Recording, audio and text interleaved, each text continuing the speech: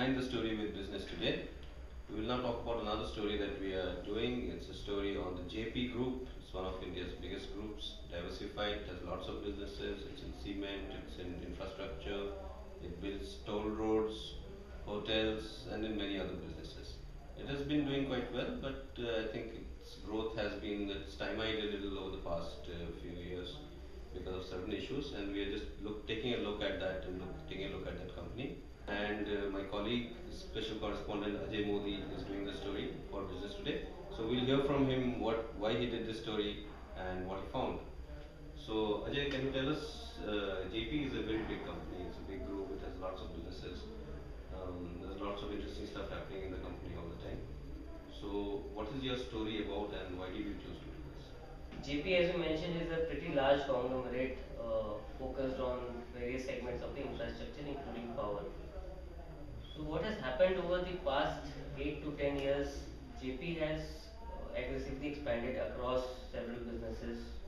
It has become the third player in cement. It is the largest private hydel power player. So, in course of all this expansion, which includes tollways like the Yamuna Expressway, it has accumulated a lot of debt on the group. So, with the result that their profitability overall has been taking a hit. So, the story is basically tracking what is the course for Jaypee now. So what is the course for Jaypee now? I believe it has a lot of debt. Yeah, so the last public number that we have showed that Jaypee has debt of almost 58,000 crore, which is one of the highest among all the corporates in the country. So Jaypee, while many corporates go for debt restructuring or some other ways to manage their debt, Jaypee has focused on selling a lot of assets across business verticals. So it has been selling cement plants, it has been selling power plants. So with all these efforts for the last 1.5 years, by now it has been able to sell assets worth 20,000 crore. So that is what will bring down its debt now. And it has brought down its debt by 20,000 crore, which means it still has a debt of around 38,000 crore, which is also quite a lot. Right. So, what is the way forward? What is forward for Jaypee, and what is your assessment of the company's strategy?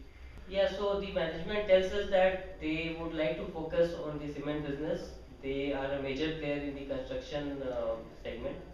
So these two businesses along with real estate will be a focus. What they are betting on is a revival of economy with the new government's thrust on infrastructure and spending related to infrastructure.